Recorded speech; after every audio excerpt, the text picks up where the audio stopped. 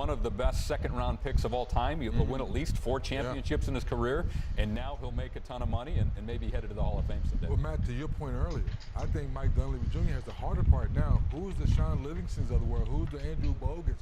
Who's those ancillary players or like say those role players that understand when you step in, you got to be a rebounder or a screen setter or be able to make an open shot or come off the bench. I think that's harder because we give Steph and Clay and Draymond all the credit, rightfully so, but let's give those role players off the bench, Ryan, a lot of credit because they helped to win those championships. They did, Dennis. And one name out of the gate that's being reported as strong interest, maybe headed to the Bay, is Dario Saric, who's played well over the last couple of years for the Phoenix Suns, then for the OKC Thunder. Finally healthy, too. He's healthy. He's a veteran who can space the floor a little bit. He knows how to play basketball. You know, in Golden State, they like those guys who can dribble, pass, and shoot, and also think the game. That describes Saric. I can see him being really good on some of that split action, the back cuts they run with guys coming down the lane, with his ability to space the floor. And we talked about that, guys, and this is going to continue, this battle for the low-salary guys. Dario Saric has made a decent amount of money in his career. He's about winning. He's a winning type of player. It seems like Golden State has an advantage. Maybe they've already landed him. Are they going to beat the Lakers? Are they going to beat the Suns? You know, we'll talk about this over and over again. Those contending teams in the scrum to try to get the minimum guys, this would be a great start to free agency if Green is returning to Golden State, which it sure seems like he is, and if they get Saric as well, that's a heck of a first 6 minutes of free agency. By the way, remember, Saric hurt himself in Game 1 of the 2021 Finals and didn't play again. He barely had played in that game and was never able to get back on the floor. And obviously, you know, everybody wants to play in the Finals. Everyone wants to have a chance to win a ring, but that was brutal for him. And then he had a full-year rehab. He's out there. Haven't seen... Other than Draymond Green, I'm not seeing anything yet, and our producer Bert Bondi will tell me if I'm missing something here so far. It is interesting, we talked about a couple hours ago how the league is monitoring these announcements and the timing of them because it had gotten a little crazy that free agent deals were being announced at 6 on the dot or 6:01 or 6:02 when teams theoretically weren't allowed to approach agents or players about free agent deals until 6 o'clock. And it's hard to imagine getting a deal hammered out within 30 seconds and leaking it to reporters so it can get announced. Do you think the sanctions imposed in terms of lost second-round picks, which we saw, remember there were only 58 picks in the draft this year, do you think they're having an effect here? I do. The Philadelphia 76ers, relative to the situation with James Harden, who I'm sure we'll be discussing a lot tonight, along with P.J. Tucker and Daniel House. Harden taking less money last year allowed them to sign Tucker and House. The 76ers were stripped a second-round pick. And then also the Chicago Bulls, you know, some of their early contact. I believe that one was with Lonzo Ball. You know, going back a few years now, teams have gotten more and more cautious about that. In 2019 was my first year switching over from the team side to the media side. And if you were on air at 6 o'clock, free agency was already over. The deals were already done. You were late coming on where we are now, 5 or 6 minutes into free agency. Teams are being more cautious. Agents, I think, as well, Matt, are being more cautious. They don't want to be as cavalier about it and do anything that would put their clients in a difficult position or put the team who is committed or going to commit a lot of money to their client in a difficult position. So it seems like everybody's playing by the rules. Was staying on by the rules. Wizards. I think the penalties could have been a bit more severe. I'm guessing there's still some of this going on behind the scenes, but at least it's not as public as it was. And frankly, I like it. For the next couple hours, the show should be great because we're going to learn a lot over the next 2 hours as far as who goes where right out of the gate here in free agency. You've already segued into one of the early announcements. A Cavalier, Caris LeVert, who is remaining a Cavalier on a 2-year, $32 million deal. And Woj attributing that to Austin Brown from CAA. So Cavaliers will retain their depth with Caris LeVert. Elsewhere, Shams Charania says the Lakers are landing Taurean Prince from the Minnesota Timberwolves. No details on the numbers on that, but that's, Ryan, that's the kind of deal financially that the Lakers are probably in the market for at the moment, pending a decision on D'Angelo Russell and a couple of other things. The Minnesota Timberwolves had a team option on Taurean Prince. I think it was at $7.7 million. They declined that, so he became an unrestricted free agent. if that is a minimum signing, and we're only 7 minutes into free agency, so we'll see what the numbers are. But if that is a minimum, that's a tremendous signing for the Lakers. Now they have that big mid-level, and keep in mind that mid-level 3D can be split. As a former executive, I'd be a little surprised if the Lakers were to split it, because I think they'd want to keep it for some of the names we've heard, potentially going to LA, Bruce Brown coming off a world championship with the Denver Nuggets, a former world champion in Brook Lopez. Could they get him to take less money and leave Milwaukee to play in LA? So I think they'd want to preserve that. So we'll see where the numbers come in with Taurean Prince, but if that's a minimum signing out of the gate for the Lakers, it's a great start to free agency. Yeah, it's a great start, because they let Malik Beasley go. I thought that was interesting, because they didn't use him that much as the playoffs wore on. So that's a great pickup to your point, if it's that minimum and not using that other clause, other slot. So now it's like, for the Lakers, you're trying to figure out, we know LeBron obviously getting older. What pieces now, guys, going to be those 3-and-D type guys, Matt? Because we saw down the stretch, they couldn't find a consistent guy to make a jump shot for when AD and LeBron got double teamed. So I like the pickup. They've also got Austin Reeves to consider. He's a restricted. Give him his money. Figure it out. Give him his money. It seems likely that they're going to match whatever is out there. It's also a possibility that some team might offer him something just to drive the price up, which I'm curious from your perspective, how often would you consider doing that, to offer one of those offer sheets we've seen out there, knowing that the other team is in a position they basically have to match? There's one team right now that everybody in the NBA is scared of, and that is the Houston Rockets. You say, well, wait a minute, why are they scared of the Houston Rockets? They've been among the worst teams in the league the last few years. Well, the Houston Rockets have almost twice as much salary cap space as any other team in the league right now. They have north of $60 million. And the reports are that they're in on Fred VanVleet. They may sign Fred VanVleet. But if they don't sign Fred VanVleet, keep in mind this year you have to spend, or you should spend, 90% of the salary cap. It's called the floor. You want to get to the floor before the season starts. That's a rule in the new CBA. You get punished if you don't get to the floor before the season starts. So Houston's going to spend the money somehow, either on a player, absorbing contracts in a trade. And so what other teams are worried about is, if Fred VanVleet does go back to Toronto, what do the Rockets do with that money? It's as you say, it only takes one jerk. I'll soften it here for NBA TV. It only takes one jerk to screw up a player's free agent market and what a team's trying to do. And Houston, with all that money and a pressure with Ime Udoka, a new head coach who last time we saw him on the sidelines was coaching for an NBA championship in Boston. He's going to want to win and take a big step, 3D. And the Rockets have a ton of money, and other teams are sweating to see what Houston does. Yeah, and if I'm Fred VanVleet, that sounds enticing to me, but I'm going to a younger team, but we talked about earlier, but it's a big payday for him. His last payday was pretty good, but this one sounds a lot better. Now he has to weigh out, do I go back to a franchise who believed in me first, developed me, and bring me back home?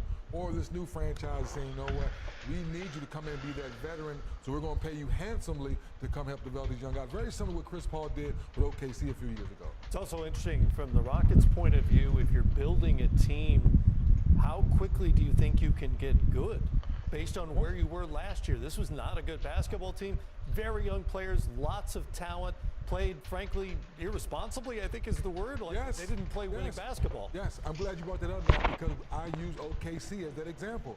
They've gotten the right picks from Giddey and all of them. Unfortunately, Chet got hurt last year, but outside of that, they've gotten all their picks going the right way. There's no question. To your point, they play the right way. Exactly. With the Rockets, you see one guy you believe in, the next guy you're like, that's collectively like, I'm not sure this group is ready to go in that direction, to your question. Kyle Kuzma back to the Washington Wizards. At least that's what's being reported right now. I haven't seen numbers. Does somebody have numbers? There we go. 4 years, $102 million. Yeah, Kuzma coming off a career year. Well, Matt, if our listeners and viewers, we know some more funny outfits coming out about Kuzma. They got some new money to buy some new outfits. He's not paying for those. Yeah, well, you got to pay for a couple of them. A couple of them are given, you got to pay for the rest. Really? Is that how it works? That's how it works. Nobody sends me clothing, so I don't know. My understanding was always that still, Matt. The fashion houses send you the stuff, and then you just show off their stuff. Matt, they got the runway when they walk into the locker room. We just pull into the just a parking lot. We just come sit down in your outfit. So Kuzma still, in his prime, or Jones. theoretically that move. heading into his prime. Obviously, Michael Winger is running the show there in Washington now, just hired from the LA Clippers. Feels like Kuzma is part of the solution moving forward. He does. We talked to the guy earlier in the show, Tommy Shepard, the former president in Washington, who brought in Kyle Kuzma. He's played very well in D.C. Kuzma was a guy who was linked to the Houston Rockets, who we were just talking about with all that cap space. It seems like what Michael Winger is trying to do in Washington as the new head of basketball is what we call a middle build in the NBA. You don't bottom out and try to rebuild through the lottery. Also, they're obviously a long way from being a championship contender. But some of the names on that list, with Tyus Jones, now with Kyle Kuzma back on a 4-year, $102 million deal, it seems like they're trying to build through the middle. Maybe they can use other teams' draft picks and swaps and things like that, where you can be competitive and try to win, but also have assets either to draft or trade in the future. So that's a lot of money for Kyle Kuzma, but again, he was one of the top free agents. He's young, he's unrestricted, and I thought he took a big step last year, averaged career high, 21 points a game. He also really expanded his game as a playmaker, facilitator, averaged almost 4 assists a game. Teams want guys who can dribble, pass, and shoot, and he's young and relatively healthy, so I understand why Washington did it. Again, the moves always signal a team's direction. Washington's not trying to go down to the bottom of the league. They're trying to stay competitive while they reshuffle their roster. By the way, for some context, it's also good to note that in a couple of years, the expectation is that the salary cap is going to jump in a very, very large way when the new media rights deals kick in. Those have yet to be negotiated, but our parent company, ESPN, and others are going to be beginning negotiations with the league on new media rights deals beginning next spring and into next year. The expectation is that those rights could double or triple when that happens, which means some of the contracts you may see today or in the coming days that seem expensive at first blush may not seem expensive at all. That always seems to be the case, at least in the last decade. Whenever there's a new CBA, the contracts jump up. Keep in mind, after 2 years on a 4-year deal like Kuzma, a player can be extended. So, he may not hit the end of this contract if he plays very well. But the cap is going to continue to go up. Kudos to the NBA and the Players Association. In the new collective bargaining agreement, they did put in a smoothing mechanism. We all remember what happened in 2016. I was GM for the Suns at the time. Chaos. It was chaos, and it was something where I feel like every front office and team knew they were making bad deals, but everybody was doing it. Money was flying around.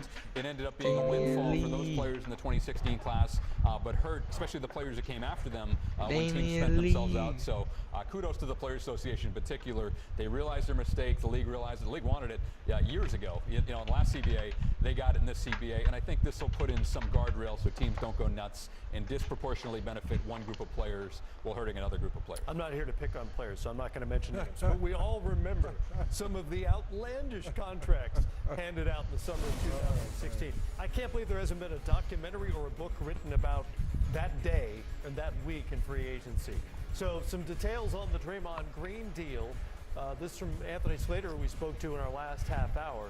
The first year is $22 million on a 4-year, $100 million deal, and you see the tax implications that cuts off about $40 million in terms of a repeater tax bill, according to Anthony Slater. So there's a reason why the deal was structured, Ryan, the way it was.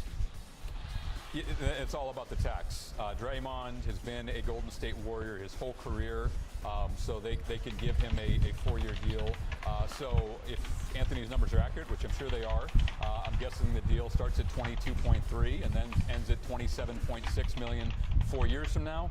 It's still 100 million any way you slice it, but if it benefits the franchise and potentially gives them some more flexibility, staying away from that second apron, Draymond's a organizational guy. He's a team guy. He plays that way. Now he's showing the organization that he's willing to make that commitment. So I think it's smart business by a smart front office, retaining a core player and helping yourself financially. Well, and also players understand that they can make the roster better by deferring some of that money. Draymond's 33, right? So getting that for you, he'd be 37 now. Yeah. So now that number looks better at 26, 27 versus if it's at 30 million, you're like, wait a minute, Draymond Green 30 million at 37 versus, to your last part of your question, Matt, how good is the team now 4 years from now? Now, obviously, is Steph Curry still playing at a high level? Okay, let's go to the Phoenix Suns. They're making some, I don't want to call them fringe moves, but depth moves so far early on. Let's see what's happened. Here's the depth chart as things stand right now. Of course, Bradley Beal now part of that equation. Reporting is that Damian Lee will be back with the Phoenix Suns. And Josh Okogie was there last year as well. And Drew Eubanks. And Keita Bates-Diop also back with the Phoenix Suns. Don't have numbers on all these, but these are likely to all be minimum-ish. I think they're all minimums. Yeah. That would be my guess. Drew Eubanks is a guy who I think it looks like he got a player option in the second year. And Phoenix surprisingly pulled a qualifying offer on Jock Lyondale, who played pretty well in a Suns uniform last year. A lot of people over the last hour or so are trying to figure out why the Suns did that. Now I think we have our answer. They prefer Drew Eubanks. And sometimes that happens, 3D, with a player that you're recruiting who maybe doesn't want to come for a minimum, especially this early in free agency, but you give him the player option for next year and you sell him on the roll. Say, look, I know you think you're worth more than this, we do too, but all we can give you is the minimum contract, and to show you how much we want you, we will give you control over the situation for next year. You got a minimum this year, and if you play well, you can opt out and make more somewhere else, or you have that guarantee where if you want it to be, it's a 2-year contract. So you've given the player opportunity to bet on himself. Now you giving him energy, Matt, to come into training camp with the right mindset, play hard, and you're playing with all these great players. Now it's about you doing your job every day when the opportunity knocks. Make sure you make shots, set screen, and be a good teammate in the locker room. Bruce Brown, one of the big names on the free agent market. He is a new home. Bruce Brown, Wojnarowski, Brucey, baby. Indiana Pacers on a 2-year, $45 million contract. Brucey, so baby. he leaves with ring intact from the Mile High City to Indiana. Bear in mind, Brown made about $6.5 million last season with the Denver Nuggets and came out of it with a championship. Obviously a useful player, a winning player, and he cashes in with Indy. Yeah, I'm going to go first on this one. I just remember coming out of Miami, we knew the energy was there. We knew he played hard. But you know this, if you're evaluating guys, can he make an open shot? Can he be a 3-and-D guy? So when he went to Brooklyn, it was all defense, rebounds, set screens, playing undersized. But he lived in the gym. I know him, Matt. He lived in the gym to work on that jump shot. So when he started making threes in the finals, the casual fans were like, when did he start doing this? The young man has worked for everything he has. So what he's getting now, very happy for him and his family. Well, he readily admits he couldn't shoot. Exactly. No, I loved it. Yes. He's worked himself into this kind of deal. He made 36% from 3 last season, winning the NBA championship with Denver. He played 80 games for the Nuggets. He started 31 of those games. I like the fact that he's a versatile wing. I think he plays bigger than his listed height at 6'4". We saw him in a big man role with the Brooklyn Nets, but last year we saw him in a perimeter role. With the Nuggets, I thought he attacked well. He shoots well enough to keep the defense honest. He also makes enough plays. And this was something that, again, teams try to figure out what are the other teams doing and why are they doing it prior to the start of free agency. And when Indiana earlier today agreed to trade Chris Duarte to the Sacramento Kings, that created even more cap space for the Pacers. It seemed like Kevin Pritchard, Chad Buchanan and company had something cooking. And this is clearly an overpay in terms of the dollars per year. But I think from Indiana's perspective, they have a young potential superstar in Tyrese Halliburton. They have Benedict Mathurin, who was one of the best rookies in the league last year. They're not as worried about finances over the next few years. They want the team to get a lot better. So 3D, that is a strategy in a front office. Pay a guy more than he's worth in the short term. The player's happy to get that money. Your team gets better, and you also retain your future flexibility. As always, Rod, good stuff because you're bringing also a great locker room guy, Matt. And that's what all the Denver Nuggets raved about was what Bruce Brown brought every day on the practice floor. Now, to your point again, Rod, it's not an overpay because you know what he's going to bring every night. And Halliburton loves to share the basketball. Guess what, Matt, that Bruce Brown showed us? You can put the ball in Bruce Brown's hand and he can run the offense. Their de facto backup point guard last. So now Halliburton doesn't have to play 38, 40 minutes a night because now you have a savvy veteran that can hold down the fort and run the show if he gets a quality rest. So I think it's a big time pickup for the Pacers. Really interesting. What do you make of the 2-year structure?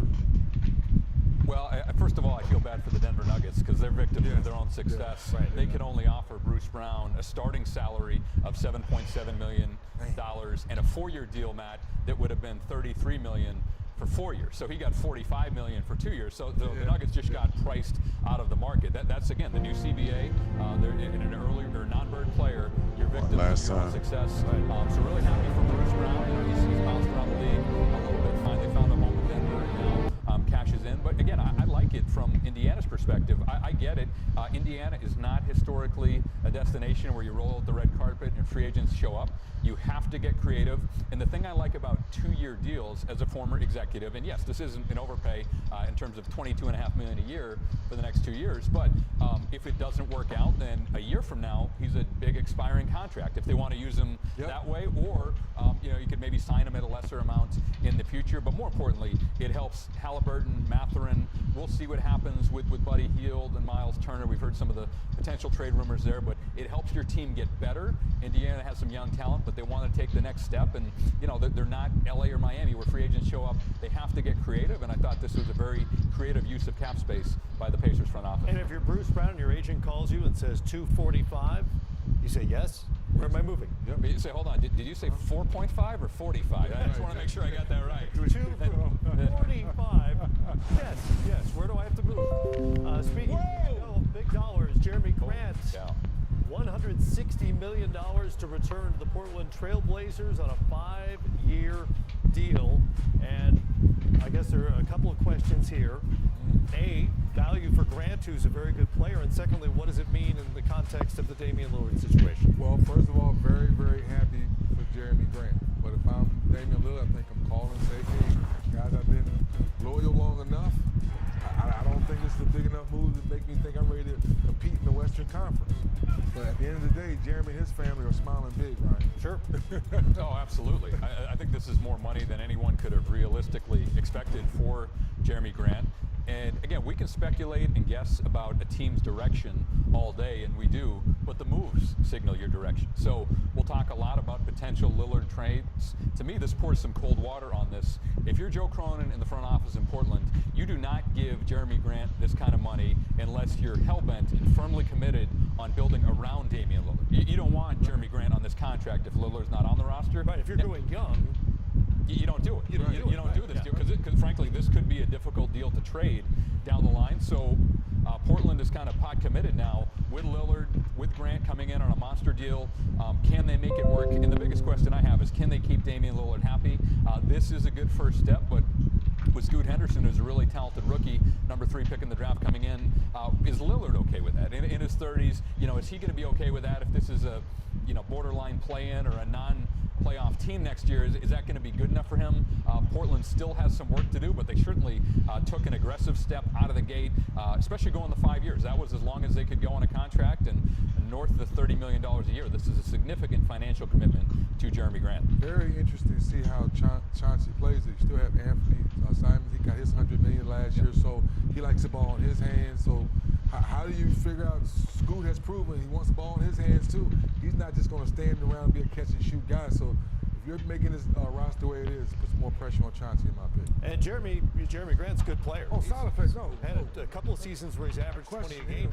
Shot the ball really well last year, almost 48% and 40% from three-point range. But he's also never been an all-star. Never been an all-star. This feels more like all-star type money. How does this help you make your roster stronger to make Dame more comfortable? More importantly, are you competing in the Western Conference better with this move? Right now, today, we say no until they make some more moves to make you feel comfortable. It's a really interesting question. And I have to, I don't know, you tell me, I have to think Damian Lillard would have been aware of this coming in. I think he would have to have been aware that they were going to be aggressive, make an aggressive offer. Hopefully he was part of those conversations, because that's something you absolutely would not want to do as a front office. Make an offer like this, commitment like this to Jeremy Grant, assuming Lillard's going to want it. And then if he doesn't want it, or if he says, well, thanks, but I still want to be traded, that's a disaster. So I imagine they made him a partner in this process. That relationship, new front office over the last couple of years with Neil Olshey, longtime head of basketball going out, Joe Cronin getting elevated.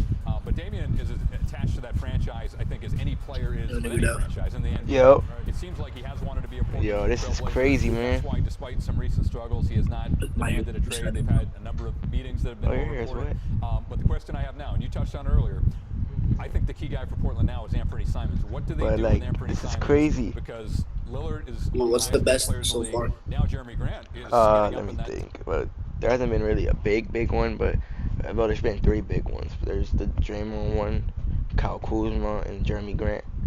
You didn't send the Draymond. I didn't send that one because I already told you about it. But I sent Wait, is there still more? Not yet, but they're still happening. Everything's still happening. It's gonna be like this for like 2 more months. Wait, like who else is missing? A lot of people, like, let me see. Kyrie Irving, he's a free agent. Chris Middleton, Brook Lopez, Fred Van Wait, how Vliet. long was Kyrie? How long was his Kyrie's contract with Maverick? When he got to Dallas, it was only 1 year. He's But probably gonna still, a sign lot with of them. people. He's still gonna. I think he was signed with them. The Well, Suns are going crazy though. Who they got? They got mad people. You didn't see the screenshot? Look at that, Oh, wait. bro. I replied to Joaquin saying, "Why did you tag me?" He said, "Cause you're in the crew." Yo, did you see his fucking bio? Oh yeah, the drip squad lowered. The guy has Jordan. And Anthony. Like, bro. The drip lowered squad. She's bad, bro. Oh, Max Strus. Oh, there's another one. I just seen it, but it disappeared. Wait, who's the highest paid right now? That just got paid. The highest so far is Jeremy Grant, 160 million. For what? I have no clue. Oh, there's a new one, Reggie Jackson, back to the Nuggets.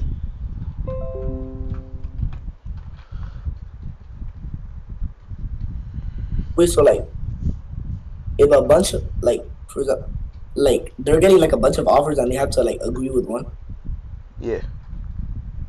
I don't know. I'll just text you from home. Like, they just pick the highest paying. Most of the time, or the team they want to beat.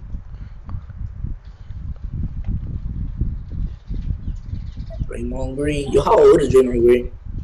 30 something, 34, 35. I don't know. I saw something about Max Strus, but it disappeared. Oh, okay.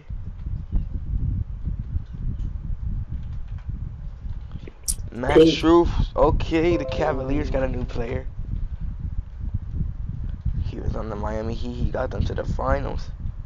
Who's the best player on the Cavaliers? Donovan Mitchell. What about the Pacers?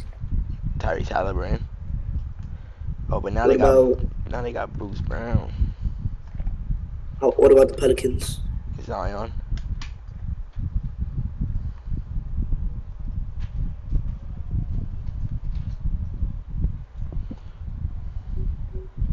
What about the Raptors? Well, Pascal Siakam. Yo, I forgot Raptors were fucking big. They're mid.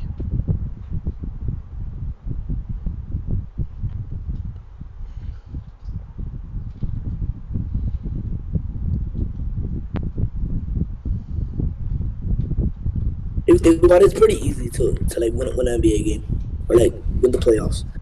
Like at the end of the day, like it's just like 5v5s, but like you played against like 5 other men, bro. Duh. That's basketball. Literally. But that don't mean you're the best one. Yeah, but like don't they get tired of having the same niggas? I mean, if they do something for the team, you know. How much is Draymond Green average per game? Not a lot, but they have 4 championships with him, so I'm pretty sure he did something good. He plays good defense.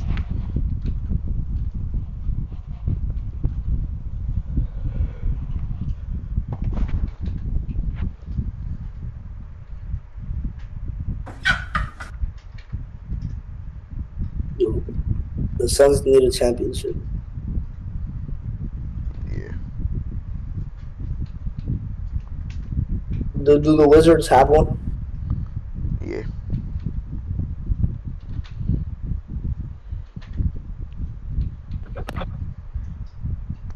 Who are the only teams without one? There's like 8. The Suns, the Grizzlies.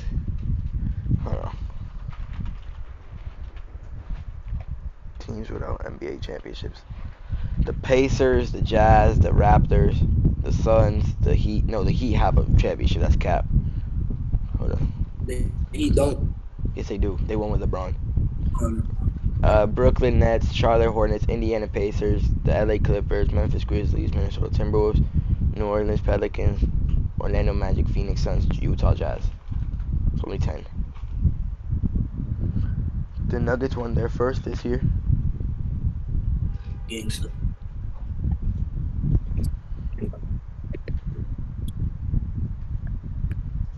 Javon Carter. No. I wanted him to come to the Suns. He signs with the Chicago Bulls. Bro, because when I was watching the what's it called? Wait, who was the Celtics playing against again? The Heat. Yeah, the Heat. Thing, my brother's favorite team is the Heat. So like literally in the finals, like they won, and I just see fucking Giannis just like crying and walking around. Like once they won the championship, and I don't even know what's going on. But all I know is that this nigga, my brother, just threw a fucking like I don't even know what it was. I think it was a controller at the TV. What? Giannis? Yes, Giannis won it. But you just said they were playing against the Celtics.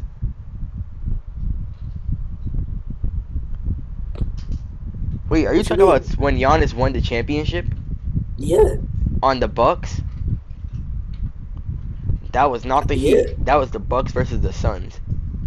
I did the fucking Suns. I don't know, but all I know is that he fucking threw a controller at the TV once they lost. Why? Because the Suns lost? Mm-hmm. So he's a Suns fan too? Yeah. Okay. He's a Suns fan and a Heat fan. Oh hell no, 2 teams is crazy. I remember I was one. You can have two favorites. I mean that means you're not really a loyal fan though.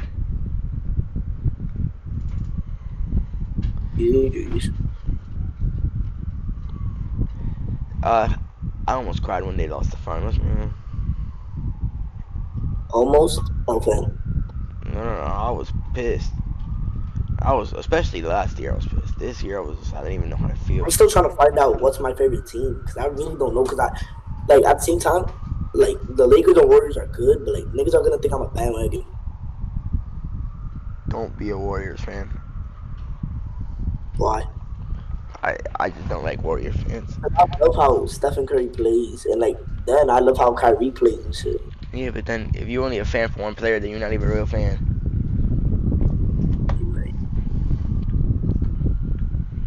But I really don't know, like, nigga, I just don't know what fan to be. Who you like? You know, I like Kyrie. Kyrie, you like Luka? Lucas. Oh, yeah. the Suns just signed someone. Who the hell is this? Hold on, I gotta see who we just signed. I don't even know who this is. Do the Mavericks have it? Yeah, they have a chip. Dirk Nowitzki. Who is this, bro?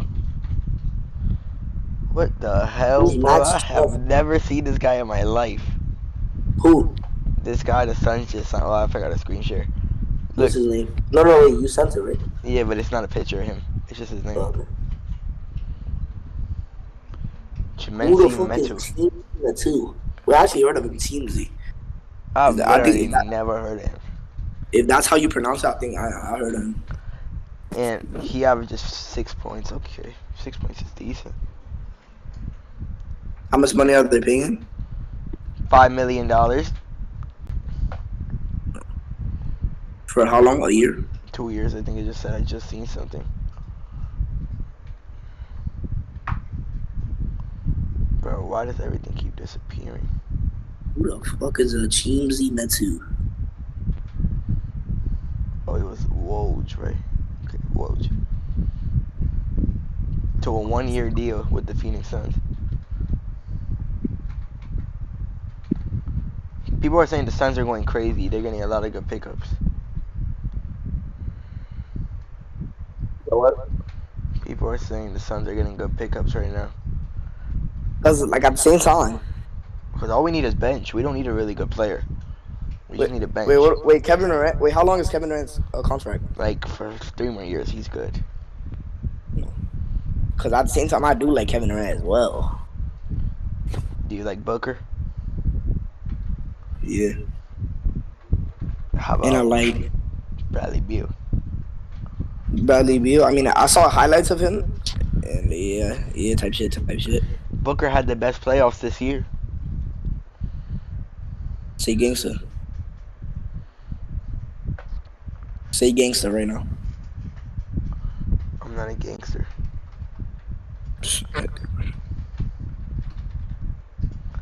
That's from Ohio. So should I officially become a Suns fan? Yes. Cause I look right. But that means you can't like the Mavericks. Yeah, I know. Like at all. Cause like, That's a Cause rival. if you realize it, right? Cause like if you're a fan like of a team like fucking what Jazz or some shit, like niggas are gonna be like, the fuck, bro? Who the fuck is the fan? Bro, I was a fan of the Suns when they were terrible. They used to be worse than the Jazz. Yeah, but why did you like the Suns that much? Because I just liked the team, and I've liked it for a while. Even Like, when Steve Nash was on the team. Like, is that the only team that you like? Like, did you just like watch a game of the Suns when you just liked how they play? Yeah, basically, that's exactly what happened. And then I just watch them. I watch every game every season.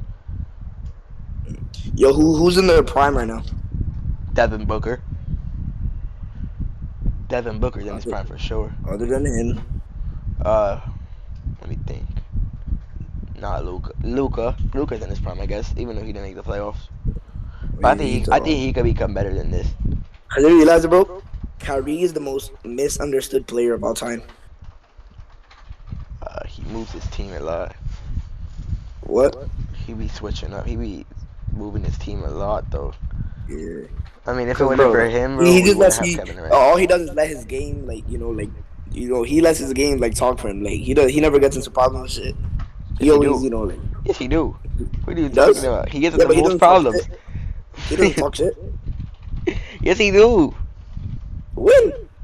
Plenty of times. He did it with Devin Booker this season. Kyrie Irving gets into. He almost got canceled in the beginning of the year because he said something racist. Yeah, but it's not his fault though. No, he reposted something racist, like a movie. That is his fault. And then he always requesting trades. He's always moving his team. He's like KD. KD also moves his team all the time. Yeah, they're not loyal.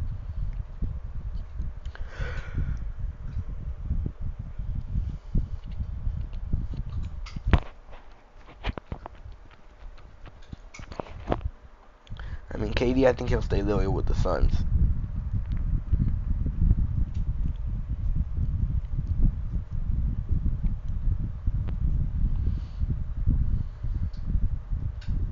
Cause with Kyrie, he's just a cool dude for real. And then look at I really posted everything in that chat. So inspirational.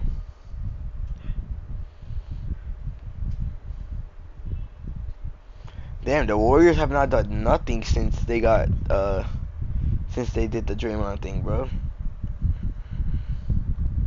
Yo, they're really washed, bro. Their team is done. Like, look at the Suns, bro. We've literally got mad players already. Wait, what did you say? Who's washed? The Warriors, bro, they have not done nothing. They literally, and the Mavericks, well, what are they doing? The Warriors, the Mavericks haven't done nothing. The Nets, the Knicks, they have not done nothing. Wait, so like, you're more of a fan of the team, just Devin Booker, right? No, I'm more of a fan of the team, not just Devin Booker. But Devin Booker's my favorite player. So like, what will you do if Devin Booker leaves the team to join another one? I'll be mad though, but like I'm still a Suns fan. I'll be really mad. So, but like, what are you gonna do? Like, I don't know. Like, no, but like, so like, whatever the team that Devin Booker did, like, what are you gonna do? Like, you just still gonna stick with the Suns? Yeah, but I'll like Devin Booker still, but not his team, honestly. But I like him. Okay. So you're always gonna be a Suns fan. Yeah. No matter what. They got 0 championships, and I'm Nah, still a but fan. Devin Booker will never leave. Yeah, he won't. He's on a 5-year contract. Another signing. Oh, George Niang. Wait, how much years? How much years does he have left? 5. He just signed it last year. Oh. He's here to 2028.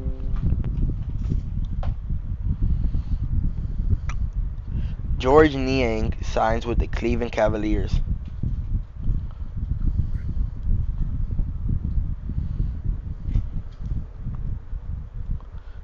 George Niang. Okay.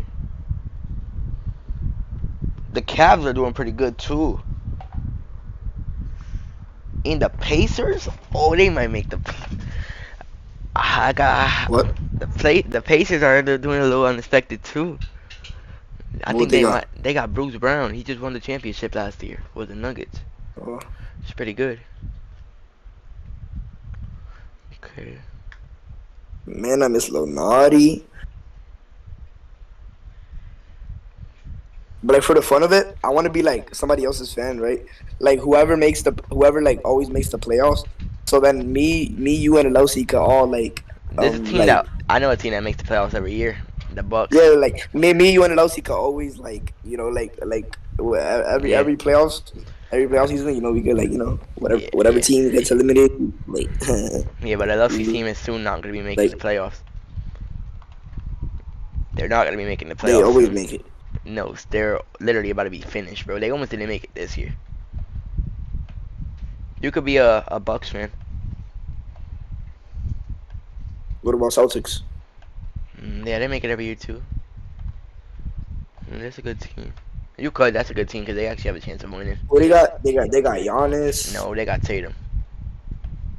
Oh, shit, I'm sorry. Tatum, Jaylen Brown, Tatum. Jaylen Brown. Porzingis.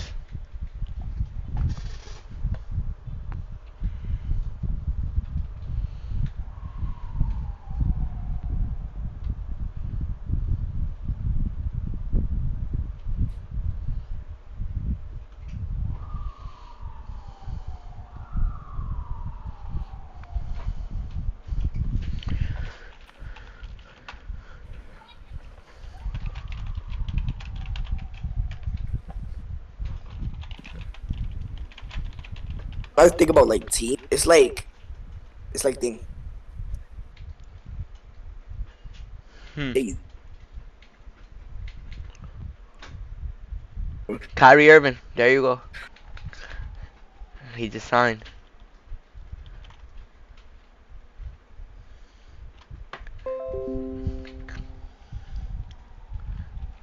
You heard? Yeah, barely. Your mic is lagging. My bad. Yeah, I am. Look, Kyrie Irving, he's back Where on did the he sign Mavericks. to? Back on the Mavericks. For how long? 3 years. Yo, how much rings does do the Warriors have? 8, 7, 7, 7, 7. Yo. There you Yo, go. Kyrie once I talk about the Warriors, just think of random joints. I love see. I'm posting everything in the NBA chat.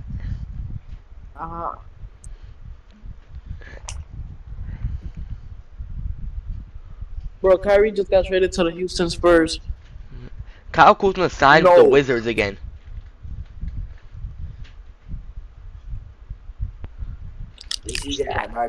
Oh.